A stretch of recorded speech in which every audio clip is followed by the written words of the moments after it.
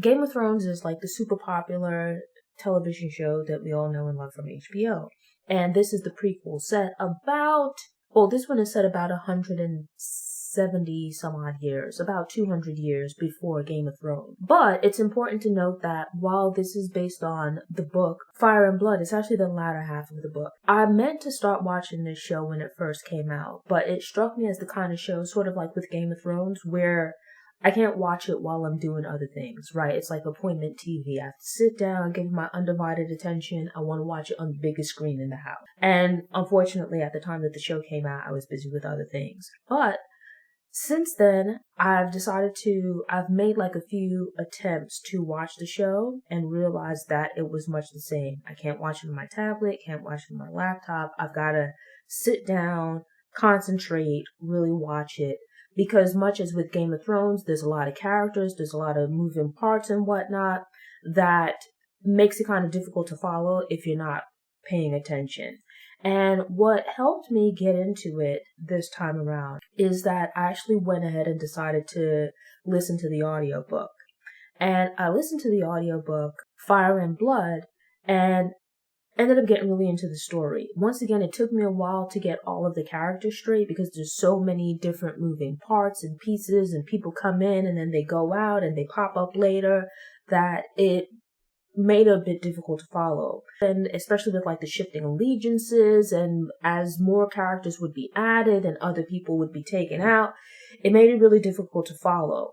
But what I found helped me with Game of Thrones was listening to the audiobooks. I was able to better differentiate between the characters and their backstories and things like that. And never mind that it's much of the same characters. It's pretty much the same story as in the book. On the TV show, somehow the book just helped the characters to click for me. Where I had like 2 false starts with trying to watch the series and really couldn't even get into like the first episode. But the third time around that I tried, and those 2 attempts, I think I just started watching the first episode and didn't really get too far into it. But the third time around, I started watching the first episode, and it was after having listened to the audiobook. And I got really into the audiobook once I settled down and really paid attention. I was able to tell the characters apart. I understood, the lineage and things like that. But I will say that in listening to the audiobook, that the first half of the book was incredible to me, right? The second half of the book, not so much. By that point in time, I felt like it felt a little bit repetitive with these constant fights over who's going to be heir to the throne and this and that and whatnot. So one of the things that kind of gave me pause when I decided to try again to watch the series was I realized that House of the Dragon actually picks up in like the latter half of the book Fire and Blood, right? And it was actually the part of the book that, not to say that I didn't like it, but I liked it less than the first part, because over the generations, you have this constant thing of, heirs fighting for the throne, and this one believes they should have it, that one believes that they should. And so by the time you got to this part in the book, I felt like it seemed a little bit repetitive, right? But I decided to still go ahead and give it a shot. And so when the series opens, King Viserys I, it gives like just a brief synopsis of how he came to the throne, where the old king need to select someone as his heir. And at this, you had a great gathering, right? Where various claimants were invited to come to, pretty much stake their claim. Never mind the other claimants, their claims were pretty much cast aside.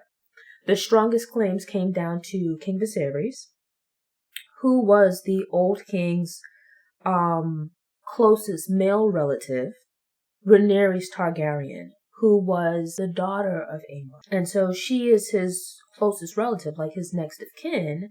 But basically, Viserys is deemed to be the heir because he's the strongest male claimant, right? Male relative claimant. And this would be very important moving forward, right? Because you'll have this constant thing of heirs fighting against each other.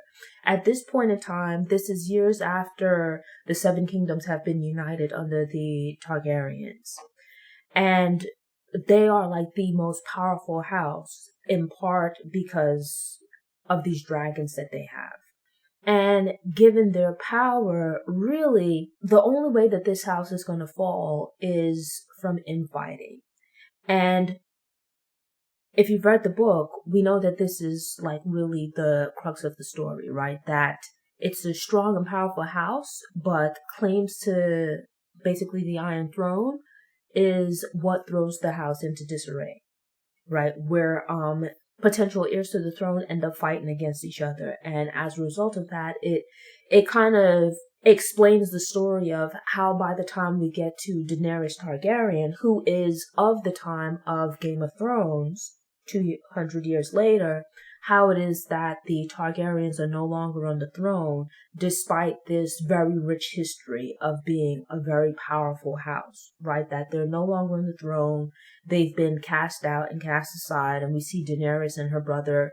They don't really they have a homeland, but they have certainly fallen from grace and fallen from power, right? They are now, for lack of a better term, outcasts.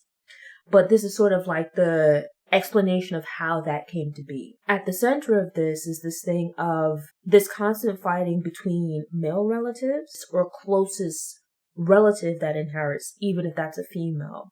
And this will continue to go on to be, an important sticking point, right? The reason being that thus far there's been, while we don't see it here in the series, there's been a tradition of passing down the crown to the oldest male relative, and this is also how things function in the broader society. So should they disrupt that and do otherwise, it might then lead to problems within claims to within other houses.